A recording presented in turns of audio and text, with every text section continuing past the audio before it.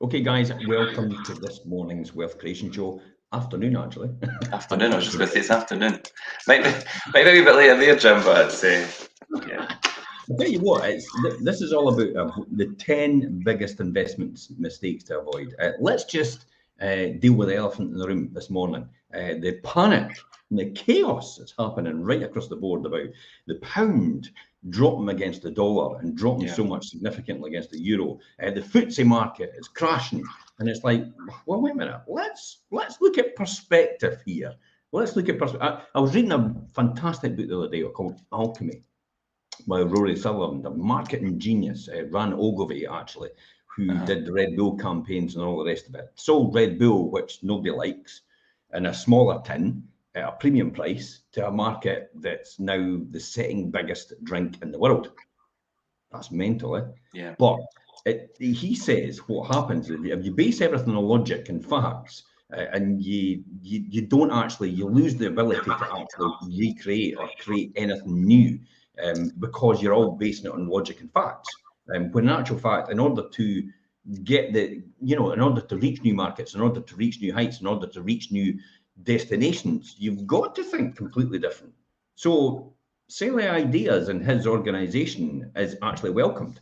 And it is actually, I could agree with that 100%. Here's a classic example. Look at the FTSE. This is where everybody panics right now. And they're going, oh my God, the FTSE. By the way, I'm buying opportunities there, definitely. Look at this is today, and in the face of it, no, this is actually here's today on the face of it, and you'd go, oh my God, the FTSE is out of control. Look at that. Look at how it's dropped dramatically. But look at it over a 5-day period. Look at over 1 month. Look at over 6 months. Look over a year today. Look over a 1 year. Look at that. See, 1 year ago. Yes, yeah. Exactly the same figure right here. Look over a 5-year period. Excuse me, there's kind of no difference to as there was over 5 years. So why are we panicking? Why is everybody losing their minds? I was just going to say that, Jim. Why is everybody panicking then? Media's hyping this again. Yeah. Look at the long-term investment in the FTSE, the maximum. Look when it first started. Look at that huge gain. You've got drops, fair enough, and all the rest of it. We're going to be talking about the 10 biggest investment mistakes to avoid. If you know somebody, tag them in this, share it with them as well. Hit that like button. Give us some comments, anything like that. This will give more social reach. People need to know about this, about the fact that this so-called almost cost of living crisis. Yes, it does exist for some people, but it's not as dramatic as we should think. And this is a classic example as I took you through here. FTSE as it is the now. There's where I bought, by the way, and there's where I bought round about here as well. So as soon as it happens, things like that, as calamities happen and markets crash, I immediately jump in and buy at these levels, because I know, guess what? It recovers to this every single time. And it still gives you a 4% return on average every single year, the FTSE 100. So why would you need to worry about that if it gives you a return every single time? And actually, it moves up in value every single time as well, because you're buying at the right point. Now, this is key when we talk about buying at the right point. I am not a financial advisor here, so take that into account. I'm only giving you my opinion on what I've done before and my track record and experience. That's all I'm doing. The past is in the past, and there's no future in it. Think about that. So just because it's done in the past, it doesn't mean to say it's going to happen in the future. Does that sound familiar as to what's happening right now? Yeah. Let us look at the euro and the pound against the pound here. So we'll jump on the euro here. I've got it in here. So here's the euro. There's the 1 day. Now it immediately started dropping, and everybody was starting panicking, but it's recovered. That's 1 day. That's this morning. So this morning, it dropped like a stone, and everybody's on the news right now. If you watch BBC News right now, there's a huge panic going on, and it's like, wait a minute, it's recovered. It's back where it was. So why are we panicking now? And that's all the space. That's in the space of 1 day. That's not even the space of 1 day. That's in the space of 11. That's in the space of 11 hours. Yeah. 11 hours has caused mass hysteria and panic, and it's right back to where it was. Let's look at over 5 days. Let's look over 1 month.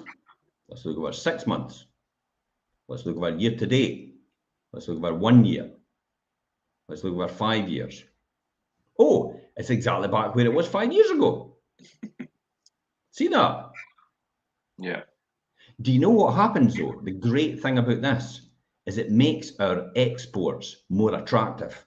So we can export more to other countries, which makes more money for us. It does mean that if we're reliant on other people to buy in from other countries, it makes our raw materials dearer. But that just shows us that we should produce more of our own stuff in-house, and we should keep it within our own economy rather than actually relying on everybody else around the world to do that, because they're not going to affect it us for us. But it makes our exports more attractive. So therefore, it's cheaper to a country to buy from us now. It's cheaper for tourism, for people to visit the UK from America and from Europe as well, because their dollar and their euro actually goes further. It's going further, yeah. Yeah. So we'll attract more tourism. We'll also attract more exports because of it, because it makes it cheaper. And they're talking about putting interest rates up to 6% next year in order to combat that. Why?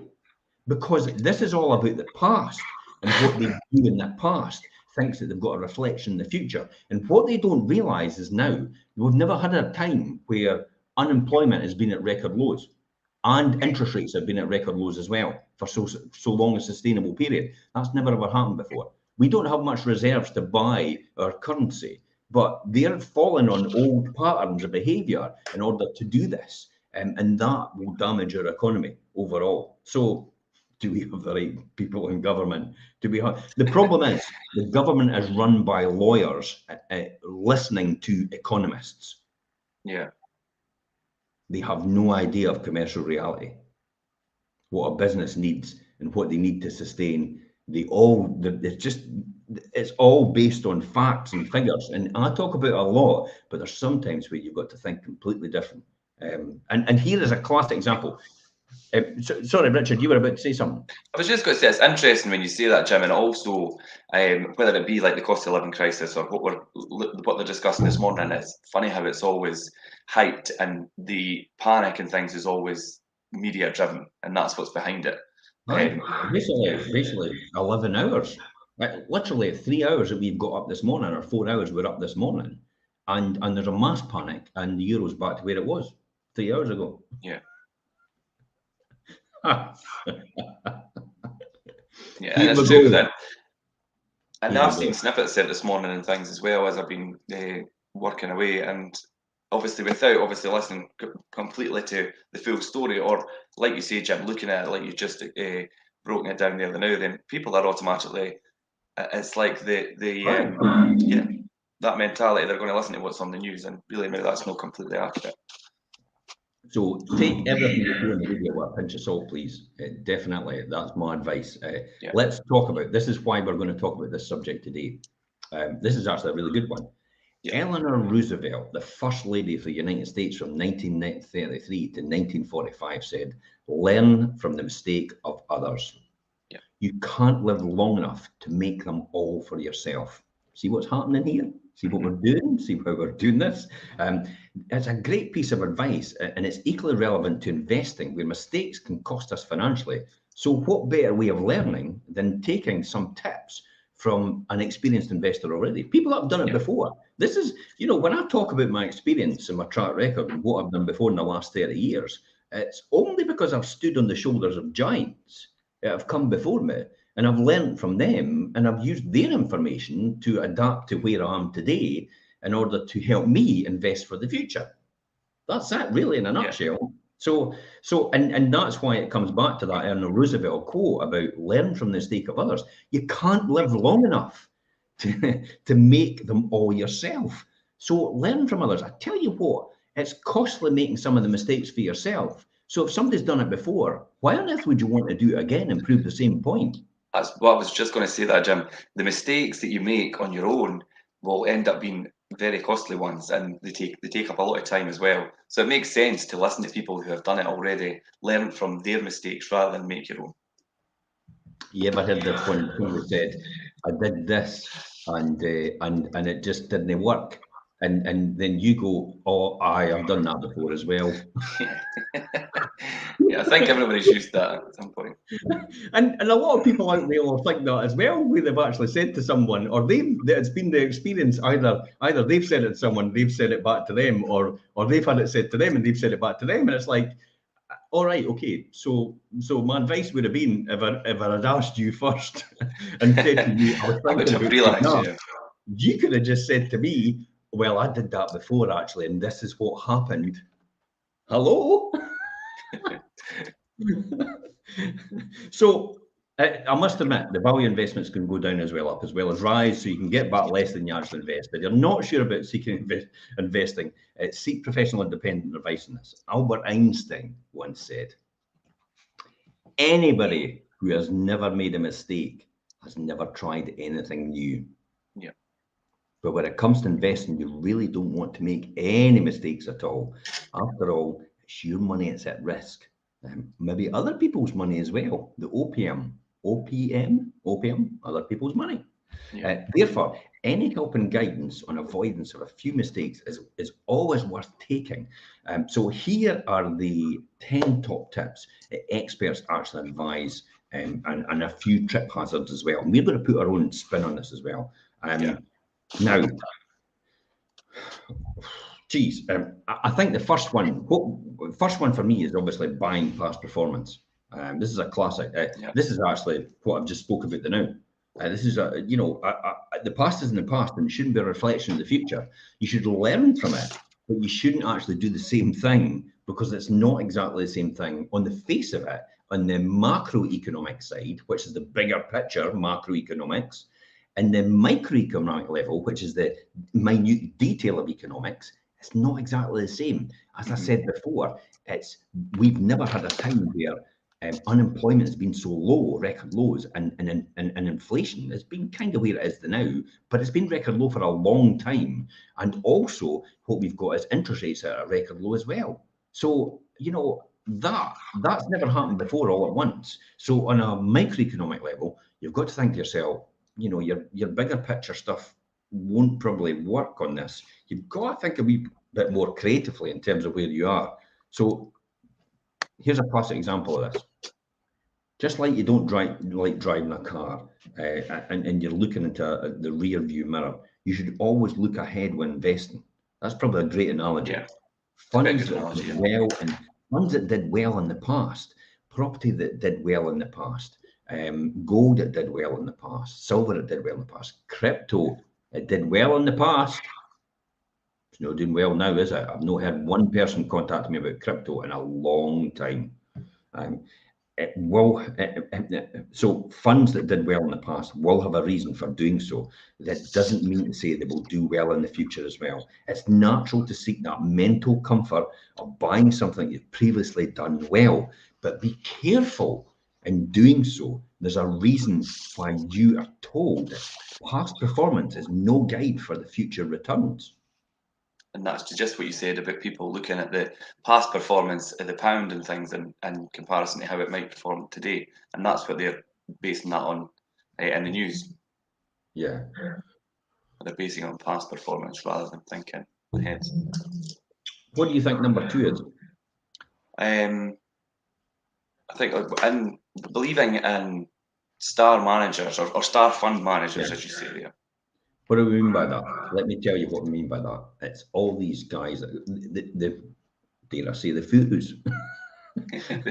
Possibly it's worked really well for them in the past. Furus, fake gurus, by the way, for anybody out there. Possibly it's worked well for them in the past and been a shining star in the past, but it's no reflection of what it should be in the future, because they have to really have a fantastic track record. But I always think to myself, and I got taught this wee phrase, it's make sure they eat their own cooking. Mm-hmm. In other words, do they actually invest in what they're trying to teach everybody else? And that's what star fund managers are. They're maybe great at predicting, and they've maybe fallen on great times. They maybe understand the market as the now. But do they actually invest in what they're investing in and what they're teaching as well? Do they actually do that? It's reassuring to know that when you think about it, our savings are being overseen by a person that has that exceptional skill in picking stocks and shares. But in real life, there are very few, if any, of these stars actually in industries, in the property market, in the shares market, in the currency market. I know fantastic currency traders. I know there's, when I went on a currency trading course, now I'll be honest, currency trading, if I wasn't doing property, I'd be doing currency trading. With currency trading, these people were just leaving it all automated because they put Autobots in place and stuff like that. It's nothing to do with it's nothing to do with the Transformers when I talk about Autobots. They'd actually put automatic buy and sell points in place. And what they did is they actually bought and sold currency on the spot of currency. Now, when we look at 1.19 euros, they're actually trading on the after the 0.9. So they're actually trading on the 0.001 level, the third decimal point. That's how they trade. And what they do is they make a few £100 every single day on the currency market. And what they're doing, they're in and they're out, a few £100 every single day. And over the year, they're making 100,000 a year and they're sitting on a beach in Spain. Yeah. It's amazing, eh? But you've got to be really good at doing that. So the exceptional performance is probably down to their investing approach currently being popular rather than being uniquely talented. Exactly what I said. Very few investors can maintain excellent performance throughout their whole career. So it's probably not best to slavishly follow those managers who are most heavily idolized. Do you mean by that, like, obviously we've got, I mean, depending on what industry it's in, but say property investment and things, you will have prominent figures who you see all the time on ads and things like that. I mean, is it always wise, is that what you're saying, is it always wise to follow them, or do you think maybe they've maybe got to a point where you might need to watch what they're advising you doing because it might not be the way of things now? When you see an advert, you've got to think to yourself, they're selling you something. You're selling, yeah. And they're just they're not giving you advice for nothing. I know we do this, but I'll be honest, the upsell of this is we'll attract the right investors, we'll invest in property with us, and then they'll use our services. So that's, for the purpose of full disclosure, that's why we do the Wealth Creation Show. But ultimately, I'm no bothered really who watches this or listens to this, because yourself, all this content will go down for my generations, my kids and my grandkids and my great grandkids, and they will watch this and learn from this. Some of them will, some of them won't. Some of them will be broke for the rest of their life because of the way they think. But hopefully, this content will be in place and it will still be timeless content, because what we're doing here is not relevant to this point in time. It's relevant to a year now, 2 years now, 3 years now, 4 years now, 5 years now, 50 years time. This content right here will be completely relevant to people in 50 years, 100 years, 1,000 years from now. And it's a good bank. It's a good bank of knowledge. And when I speak to investors and people who are new to investing or even current investors, Jim and I spoke about that on the Wealth Creation Show, or the guys spoke about it on the weekend show, and I send them the link. And it's a good bank of knowledge to have. These shows. So very few investors can actually maintain this track record, and so it's probably, and I know people idolize them, but they're in the media for a reason, because they're good at marketing themselves, and they're trying to sell you something. At the end of the day, there's always an upsell. When you see somebody on a show, the next thing comes out is they've got a book out. And if you think it's worth it, fair enough, buy the book. I'm not saying don't buy their book, that's how they're making their money, because I used to be quite cynical when I was really young. I used to be like 15-year-old. I used to look at these books and they used to say how to be a millionaire. And I used to, write a book on how to be a millionaire and sell it to everybody and you'll be a millionaire. And that's how cynical I was. But once I got my eyes opened and I started to realize, and my thinking came up to a different level, and I took that, that glass ceiling off my thinking in terms of where I was, I began to realize it's like, whoa, wait a minute. A lot of this content is actually completely irrelevant. I don't need to do what they're saying, but I could learn a lot from them and actually adapt it to my situation. So that's how I did it. It was purely just the fact that I started to realize it adapted to my situation. So believing in the star fund managers is great, but make sure they eat their own cooking. I think as long as they could demonstrate that what they're advising actually works and that they practice it themselves as well, I think to a certain degree. Practice what you preach. That's what it comes down to. You know, are you invested in it? No. Why would you want me? Why would I invest in it? Yeah. It's like, probably another one out of that is watch for people like, you know, when managing directors, when directors buy shares in their company, it's more than likely they're quite optimistic about their company's results. Hence the reason why a lot of people keep an eye on that when managing directors, because it has to be declared. Not private companies, but public limited companies have to be declared to the market when they buy large chunks of any stock in the company that they work for.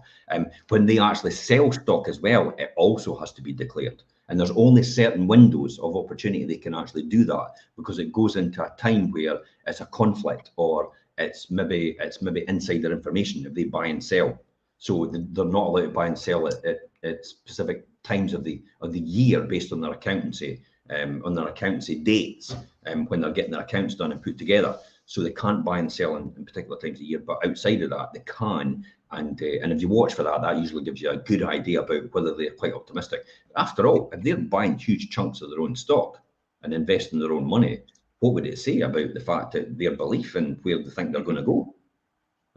But then again, it's not a sign of future reflection, because I've known people to buy huge chunks of stock in their company, and the next year it was no longer here. They've lost everything. And they've done it to manipulate the market. Yeah. Because they realise that everybody's watching them. And that's the reason they've done it. So they've now got great results, but they need to boost their stock price. So they go out and buy stocks in their own company in order to get everybody to follow them, because they're, as I said, they're like the star. They're not the star fund managers, but they're the star directors. They're the poster people, the poster boys and girls of the PLC world, the company world. And people look at them as rising stars, and actually have full belief in them. So that's one of the next ones. What do you think for yourself? You know, do you read fund tips from the newspapers? Yeah, I think I was just going to say newspapers is probably the next thing, and I think I used to like fund tips. If you read about great fund and daily and weekend newspapers, there's a fair chance that investment has been performing well in the past, and investment management groups are happy to promote these kind of funds. So providing quickly stop there. Why do you think they're happy to promote these funds? well, they're happy to promote these funds because obviously then I mean, how do I put this then? Well, they're obviously going to be happy, yeah, because they're going to make, obviously, in the long run, they're going to make money from that, yeah. But whether that fund goes up or down, Richard, they still make a commission. Regardless, they're going to make they're going to make a fund in that. Managing the money. Look at my pension. Standard Life make about 0.8% on my pension every single year, whether it goes up or down. Yeah, and that's regardless of how it performs, like you say, whether it goes up or it goes down, they're going to promote it because regardless, they're going to be making money. Yeah. Yeah. So be skeptical about what you read, as it may be a little more than a thinly disguised advertisement. Yeah. That's why they're trying to push it. So you have to do a bit more background work on it. I used to buy a lot of money, a lot of stocks and shares in Investor Chronicle. So I used to read Investor Chronicle all the time, and I was right into stock market. But you know, now and again I would take a leap of faith, and it was based on Investor Chronicles, the magazine, and they were talking about different companies and how well they're doing good, and it's worth to buy stock in these companies, and I'd buy stock in these companies, and I'd lose my money. Now, because I was looking for short-term gains, I tell you what, there was one stock that I bought and I never got a tip off at anybody, and it actually tripled my money in 3 months. But that's a rare thing to happen. That's what bought my house in Spain, by the way. I'm sitting in just now. I've just got to say where you're sitting right now. But like, Jim, would you say that's a rare thing to happen, or is it down to because you knew what you were doing at the time? I worked closely with this company. Mm-hmm. And I had to double and triple check that it wasn't a conflict, and if I was going to buy stock in this company, and the city said, no, you're fine, we're okay with that, you're okay to buy. You don't have that close knowledge of the company in order to be a conflict. So it made absolute sense to me. I phoned round hundreds of people and said, you need to buy stock in this if you're wanting to make money. Because I tell you what, it's going to rocket. It's going to rocket, and I could guarantee that. I'm putting in, I think it was about £40,000, maybe £60,000 actually. I'm putting 60,000 in. That's how confident I was. And there was, you know, out of all these people, one person put 20 grand in. And then when I went to sell, I felt obliged that I phoned them and I said, I am now selling because, and we'll talk about when you buy and sell. Yeah. And why that's important. I'm now selling because I think it's adequate for me. I am out with a huge capital gain. Luckily enough, that year I had quite good capital losses. I was able to offset it. So the taxation was brought down dramatically. Yeah. So, you know, that was a classic example of it. So it's the tips I got from other people never really worked.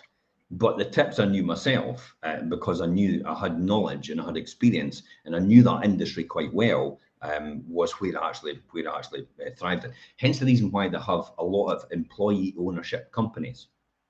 So they allow people to, you know, Guinness is a classic example. Elaine, when she was with United Distillers, she got offered the opportunity of buying into the employee share scheme. I'm like, this is a no-brainer. Yeah. Like, you can pump as much money as possible over the next 5 years into this up to a certain value, and they will either give you your money back with interest on it, or they will give you the share price at that time if it's more, if you want to do that. And I'm like, this is a no-brainer. It's a win-win. Aye, exactly. So I was like, and at that time, we weren't able to put the maximum amount in, but we put in enough that we knew, because we saw this as a great opportunity to make money. And effectively, that's what it was. And because it was an employee share ownership scheme, and it was a no-brainer, it was guaranteed money at the end of the 5 years anyway, with your interest on it, or you can buy the shares, are even worth, if they're worth even more. So you couldn't lose on it. We put as much as we could in at the time, and it was all tax-free. Yeah, and that's the money on the money thing. So that made absolute sense. So reading fund tips in newspapers, not a great thing. Here's another thing. Thinking costs don't matter. High fees, this is the one I spoke about, and charges are significantly reduced the value of investments over long terms. Watch your pension funds. Watch the people that sign you up to pension funds, your advisor. Make sure you look at the small print. They're required now. They never used to be required before the laws were changed in the Financial Services Authority.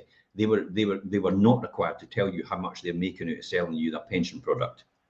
Now it goes for standard now. You didn't know about this, Richard, because you probably weren't around at that time in terms of the money markets, but they were never required to tell you that. And the same with mortgages as well. So you never knew, but now under the financial services, they are actually required to tell you by law how much money they're making if they invest your money in a pension on your behalf, of the introductory amount, and also sometimes there's inherent amounts over the next 2 or 3 years that they get as well for you staying in there. So you may be putting £10,000 in to begin with, but they might get a huge chunk of that in the beginning off of your money. So watch out for these high fees and charges at the beginning, and also through the long term as well. That's why for me, Standard Life is like 0.8%. It's like no big deal. These funds have been performing, you knew yourself, over the last 10 years, that fund I'm invested in has performed 67% over the last 10 years. For me, 0.8% every single year as a fund management fee is nothing in comparison to that. It's a drop in the ocean. So I'm quite happy because I'm then managing it. It's like this robot situation. I'm leaving somebody else that's adequate and doing what they're doing. And I know it's tracking the FTSEs, the big blue chip companies like Diageo, like Glencore, like BAT Industries, and also the pharmaceuticals like Pfizer and Glaxo. So these are all the big hitters, all the people that are regular good pension contributors all the time. This is why the government doesn't want to upset these people, because it has a knock-on effect to the pension companies and everybody's income overall. So this is why they're having this wee flurry then out saying maybe we should be increasing interest rates to attract more investment. Maybe it'll affect all these companies, the blue chip stocks, and it'll affect all the pension providers, which will affect our long-term pension provisions. So that's what they worry about. So it's again at the macro level, the micro level and the macro level are completely different prospects in terms of where that is. So an active manager has to be able to perform well after all the costs have been incurred. As well, investors would be better off by owning a cheaper, passively managed tracker fund, which is what I've got. Yeah. Make sure you know what you're paying for in any fund you buy, and be happy that you're actually getting value for money. Yeah. In your opinion, what do you think? Next one, what's number 5? Styles and size factors, and ignoring them is obviously the quite a big pitfall. It's funny, when I read through this, I look at some of the examples, it's quite funny because I didn't actually, some of them I can't, I looked and I thought, I'm not really sure. But anyway. What's some of the examples then? Well, I think it's funny when I was looking through this. So if you were still wearing kipper ties, which I'm a wee bit like, a kipper tie, I'm not quite sure, but I'm sure you know what. It's got a massive bottom to it. So it goes down like that, and it goes way out at the bottom. So now you know how we have thin ties and just go out a wee bit. Kipper ties are big, massive ones at the bottom. They were like a kipper's tail. Oh, so that's where it comes from, right? Okay, but yeah. So if you were wearing kipper ties and bell-bottom jeans in the 1990s, then you were obviously out of fashion. Yeah. And it doesn't matter if you're like you had your curtain-like hair in 1997 and paid a fortune for it. If it paid fortune for it at the barbers, you would still look out of place like nowadays, 2022, 2021. So it's obviously ignoring styles and factors is a big mistake. And it's the same with any funds and investments. At times, certain types of funds are simply out of fashion. So, for example, there have been times where demand for technology in funds has been non-existent, and times when they have been the hottest since sliced bread. To use that. This is where it comes to understanding why a fund is performing the way it is. It's crucial. Yeah. Here's some classic examples. Yeah. BlackBerry. Yeah. Where is BlackBerry? BlackBerry was the latest invention. Motorola rolled it all out right around the world, and then BlackBerry bombed because Android came on the scene. Yeah. And then Apple came up with their technology as well for the iPhone. So basically, it disappeared overnight. BlackBerry is no longer existing yet. Look at the amount of people that poured money into that fund because they were absolutely sure that BlackBerry would be the next revelation. I'll tell you a classic. You know how I know this, ignoring styles and factors and also trends. I used to follow a company called Atari. Now, Atari was the original game makers. It came up with Atari.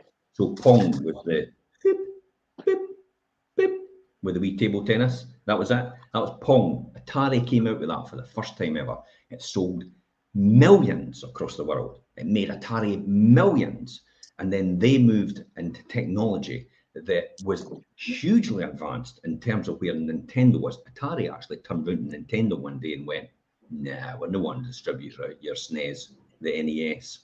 It's like, we didn't see that going anywhere. So we don't want to distribute it. When Nintendo actually approached them and says, would you like, because Atari had a great distribution center, a great distribution channel right throughout the world, and that was a great marriage to happen. But they said no to Nintendo and said, no, we know what we're doing. Now, Atari was technologically advanced. They were the cutting edge of everything. They had a 64-bit processor when Nintendo was actually on 16-bit, thinking about moving to 32-bit processor. Now, for anybody technology-wise, they're going, oh my God, that's brilliant. But that's only the geeks, and the geeks only make up a small proportion of the people. And what they didn't fail to realise is they didn't appeal to the mass market, which is basically when Atari was producing 64-bit architecture on a wee thing called the Atari Lynx, right, machine. Nintendo was rolling out a black and white thing on a Mario, on a Game Boy. Game Boy, yeah. Black and white, and they were selling millions of this at the same price.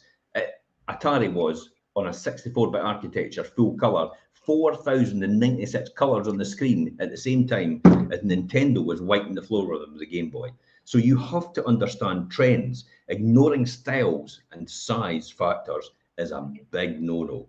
You've got to make sure you're in with the crowd, the latest trends. Gary Vee talks about all the time. Gary Vaynerchuk talks about looking at the latest trend. He talks about EFTs, electronic fungible tokens, and how that's going to take over the world. Now, there's loads of people getting into electronic fungible EFTs, but it's just like the double glazing industry. There's only going to be one big hitter here. There's going to be a huge amount of casualties, but there's money getting pumped left, right, and centre into people doing EFTs now. It was the same with crypto.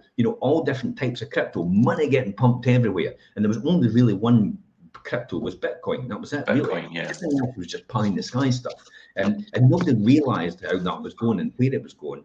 And so it's clear that you don't ignore the size, the styles, and the size factors in any single thing that you're doing investing wise.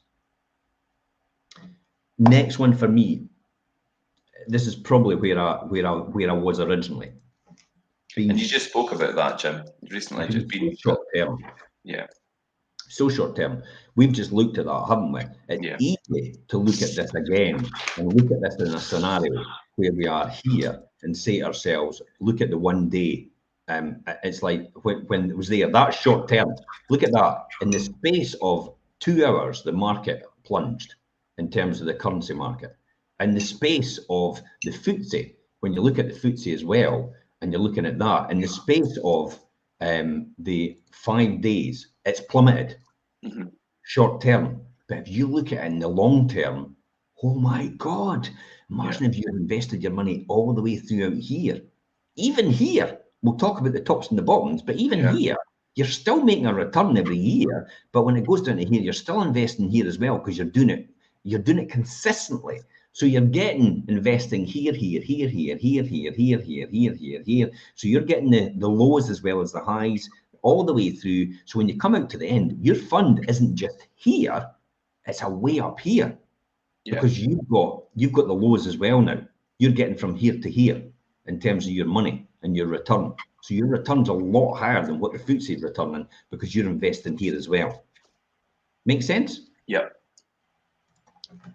So periods when markets fell sharply, and we'd looked at that being in the 2000 to 2002, 2007, 2009, and the early 2020s. I'll be honest, when the market dropped in, and the 9/11 incident, and it dropped to 3,200, I ran and bought a hell of a lot of stock at 3,200, because I knew straight away that in 2 or 3 years, maybe 4 or 5 years, 10 years, this will double again in value.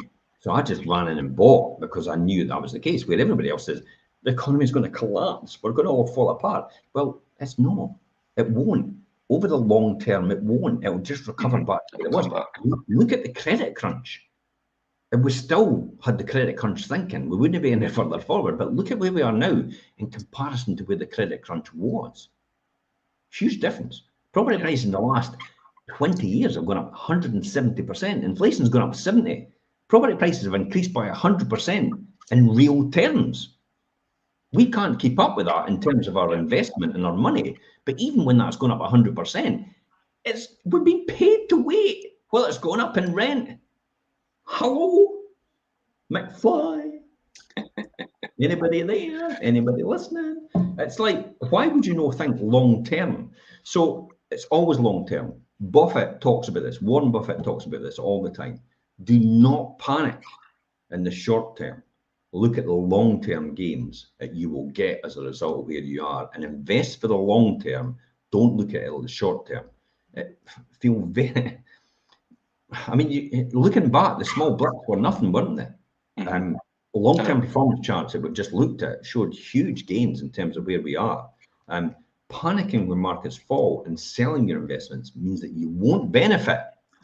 Here it is. We'll go back to this and show you. Look at this in the FTSE. Panicking. It's easy to panic. Panic when this starts to fall and you sell at this point. This is where I'm buying, by the way. So you're selling yours when you bought it up here to me when I'm down here. So when it goes up, I get this full gain, but you start to buy back up here when it's going up and you've got nothing. You've actually lost all this and I've got your gain. And then if you go back to the 1 day, Jim, and look how easy it could be for the media and things to cause panic. within looking at to break it down, and it'd be easy to look at that and start to panic without really knowing to look at the bigger picture over the longer term. Yeah. Run for the hills. But do you know this? Look, this 706 this morning. Where is it now? 6985. Do you know that's 60? That's 75 points. It's just dropped. And it looks like a mass drop. It looks like it's crashed. Totally crashed down over the course of the day. Yeah. It's only 0.47. Yeah. It's nothing. Look at the long term. Oh my God. I can retire. What's that? 537.17. Look at the people that start in 1984 and are retiring in 2024, 50 years later. Look at the children that you've taken out a pension fund for when they were born. Yeah. In 50 years' time, their pension fund there is now here with all the returns on it. Yeah. This is why it's important to take out pensions for your children at birth in the right funds. And personally, for me, it's UK equities with Standard Life. But that's just my opinion, and that's what's worked for me, and that's what's worked for my children as well. Just put as much as you can in, as much as you can afford, and the government tops it up for your children by the lower rate tax as well. So if you put 2,880 in at maximum, they will top it up to 3,600. You're even getting a 20% uplift, and you're getting the fund uplift as well, and you're getting the dividend as well from the company and the fund. And that's the money on the money. That's mental. And you're exactly right, Richard. You're making money on the investment, and the money has been reinvested in the fund all the time. So do not think short term like I did when I was buying shares back when I was reading Investors Chronicle. Can I make a quick gain? Can I make a quick buck? This is long term.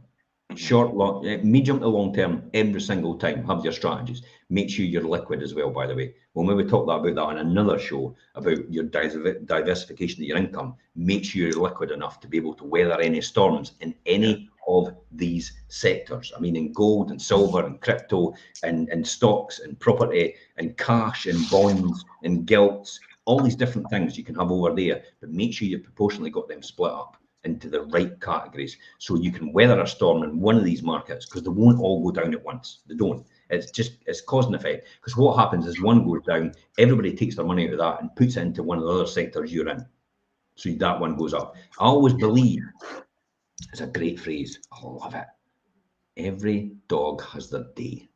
Yeah. And every single market has their day as well. Every single investment has their day as well. And every single business has their day as well. You've just got to hang in there long enough. It always goes around, comes around every single time. What's the seventh one then that we're going to talk about?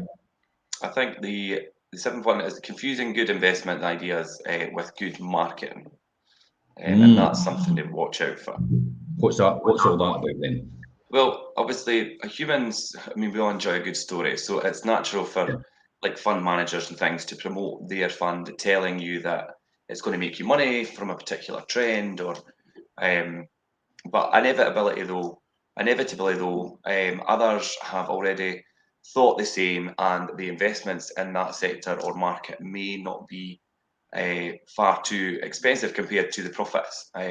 So they are the profits that they're expecting to produce. So personally, because they need to have more people investing in that fund to make it economical, to get the economies of scale. So in other words, the people actually working on the fund are getting paid. So we have to have more money in this and more fees coming out. Could you imagine if Standard Life then just had a fund which is worth 100,000 and they were only getting 0.8% every single time? So they're literally getting 800 quid. How are they going to employ somebody to run that fund? They can't. So that's why you have to have big, huge investment funds and huge amounts of money in order to keep these people employed. I mean, it's a topical subject now. Who's going to pay these bankers bonuses? It's terrible. It's deplorable as far as I'm concerned, taking away, ceiling on bankers' bonuses, but it's here to stay whether you like it or no, and you just have to live with it. And you could moan about it all the time, but it's not going to get you anywhere.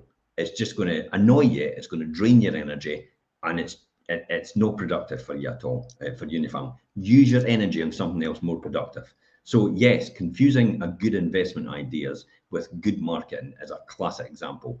Is that, you know, I come back to saying is they're on the show or they're on that particular podcast or whatever to promote a certain thing, or promote a certain investment strategy, or they want other people to invest with them. They're there maybe to promote their book that they've got. They're maybe there to promote their event that they've got coming up. So you've got to be very skeptical. However, that doesn't mean to say I don't read about people that do things like that. I listen to Diary of a CEO every now and again. I pick up really good information for that. And while I love these fund managers and I love what they do, I would never go into it. But you get nuggets, you get gold nuggets out of their experience and their expertise, which is applicable to what you're doing right now. I always say stick to your knitting. You know, stick to your knitting, do what you do extremely well, just do it better than everybody else. Do exceptional, really world-class level. And that is the people who make the most money in that industry that you're possibly in. It's the people that do exceptionally well at that. It's like an Olympic athlete, you know, like blooming Hercules or something like that. That's the level you've got to do it. But that comes at a price. And if you're prepared to pay that price, then you will be successful in anything you're doing in whatever you want to do. You're either going to pay the price now or you're going to pay it later. But I tell you what, the bill from regret's a lot more than the invoice that you're getting now right now to do to do the work. So put the work in now, invest in your time now, and it's for the future, and it will come back to benefit you. And you know, cast out, I think it's in the Bible or something somewhere. It's a great expression. Cast out bread upon the waters and it will come back tenfold. And literally that's what happens. You know, it's dare I say it's the 10x. That's probably where it's nicked from. That's probably where they got that 10x from, Cardone. It's probably from the Bible. Bibles, I tell you what, you know, I'm not talking to anybody that's religious out there or anything like that. We're not promoting religion or anything on the show.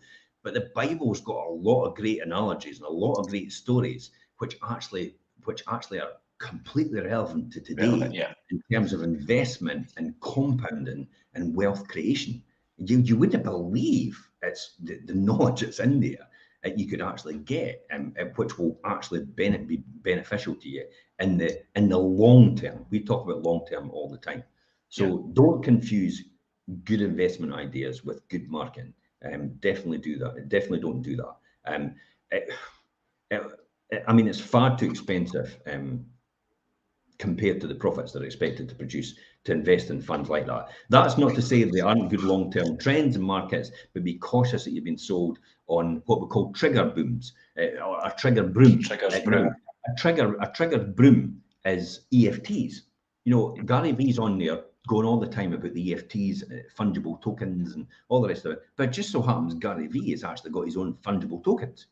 So it's clearly obvious that he's actually trying to promote his fungible tokens, his EFTs. And he says he's going to be the one standing at the end of it all. And I've every belief he is, because he's got the audience. So this is good marketing, right? Good investment. Yeah. So you've got to work out, is this really a good investment or is it good marketing? Personally, for me, I think it's just good marketing, and time will tell. But that's for everybody else to decide. I get a lot of good information and knowledge out of people doing these things and how they do them, because it then thinks, oh, can I adapt that wee thing to what I'm doing, and can I use that knowledge? It's like watching a professional cameraman on maybe a show. I do that sometimes in films, and classic example is the Jaws. You know, when they go right into the guy, and it's like nobody had ever done that before. And now you get that quite a lot in a lot of films that everybody uses, but it's a great shot. And I think, wow, that's brilliant. And then the other one, when they come right out as well now, and they put the dramatic music in it. And I think, wow, could I actually put that in a video somewhere in terms of what we're doing? And that's why we get the dramatic shots going in and out from the, you know, the in shot, the out shot from the beginning, and then the in shot at the end, or vice versa. and then the close-ups and stuff like that. So that's where that's taken from. All these different things, because it adds drama to video footage and film footage. So next one for me, I would say, is not understanding who you are. So what do I mean by that? Well, are you willing and able for your investment to fall in value in the short term in order for it to grow over a long period of time? And that's what we've just looked at. Yeah, this is what we're talking about here. This is Yep. this. You could be panicking in the short term here, and you shouldn't panic. If you buy up here and it starts to drop dramatically, for God's sake, it's going to recover over the long term. See it here. Look, it's recovered. So here it's sitting at 6.9, and here it's sitting at what? We're round about the 7.5, 7.5, 7.5.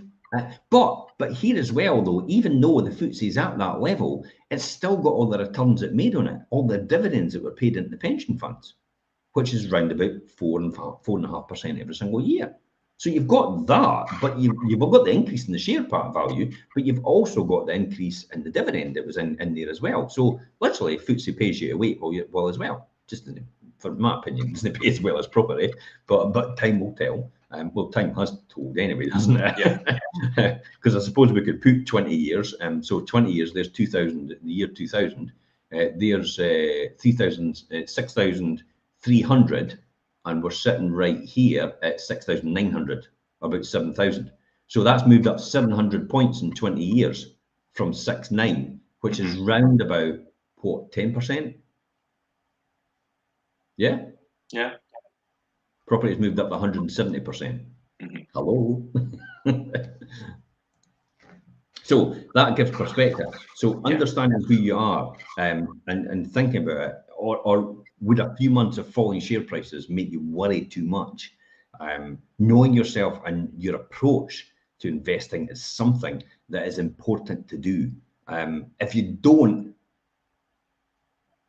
you risk making investments you will probably regret in the future. I would say, definitely. Just because it's the right investment for your friend, it doesn't mean to say it's the right investment for you. So know thyself is probably the key important thing here. I would say definitely, because you might be a personality which is quite volatile, which is like quite emotionally led, which is like, you know, and it's like, oh my God, the FTSE's dropped. It's like panic, sell, buy, sell, buy. What's going to happen if it stays like that for 3 years? I'm not going to get my money out. And it's like, it's like, oh, didn't invest in. That's why I say property, being a landlord's not for the faint-hearted. You're probably better being an investor in property. So you're better letting a letting agent do it for you. Because I tell you what, being a landlord is definitely not for the faint-hearted. You're literally just a social worker at the same time. Yeah, I'll vouch for that. I've done both. Being a passive investor is probably a lot easier. Next one. What would you say, Richard? Number 9. Your portfolio, and looking at your portfolio too often as something that you should be wary of. Guilty as charged, Your Honour. I mean, obviously it's a thing I know that everybody does, and you can become a wee bit obsessed with it, but you need to be able to, like you say, if you are not one of these landlords who are too obviously hands-on and try and be an investor and put trust in an agent or people to look after it for you, being able to view your investments, investment online offers, you the ability to analyze lots of interesting and useful information about your portfolio, but what you hold and how they are doing. But looking at your portfolio too frequently can be a bit pointless. And if you're a long-term investor and you're risk making unnecessary trades or decisions, if it's your property portfolio and things, which could cost you and your portfolio money. So although I would still advise, make time to properly review your portfolio and your investments every maybe 6 months to a year. But between that, let your funds within your portfolio do the hard work. See the amount of time that people come to us and say we've sold our portfolio because we want to diversify into another area of property, and I'm like, oh my God, I know. you're nuts. It's like you've sold off stuff it'll appreciate anyway, regardless over time. It's just that it's no in fashion right now. Over the long term, and these properties now that they've sold at 40 and 50 grand in a 3-year period have gone up to about 90 grand. Yeah. You probably know the people I'm talking about. I do. But I'm literally just so I'll sell off all 2-bedroom flats, my 1-bedroom flats, and I'll just buy good big properties and houses. And I'm like, see the entry and exit costs in comparison to the appreciation that you would get. You've lost a huge amount of money. That's why they say about Trump, if you're taking his dad's money, because it's his dad that made all the money, let's be honest. He never made any of that money. If he's taking his dad's money and putting it into a fund, the fund would have made more money than he's got now in property. Yeah. Hello, it's like all he's made money in is his brand, and everybody's followed that. See what I mean about this? The marketing side, yeah, really.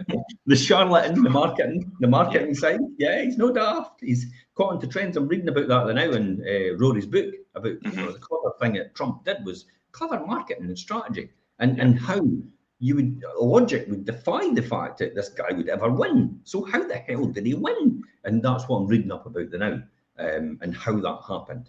So looking at your portfolio too often, I'm really guilty of that. Every single morning I look at the FTSE, every single morning I look at the currency market. So that's why I look at that, because then it puts me down into the reality. I know it doesn't matter anyway. It's just a habit I've formed. Probably the final one for me is here's the classic. This is the one I've referred to at the very beginning, trying to time the market. The time in the market is the most important thing than the timing the market. So the time in the market is more important than timing the market. Warren Buffett, one of the richest guys in the world, talks about this every single time. It's the length of time in the market. It's not the short-term gains that you make.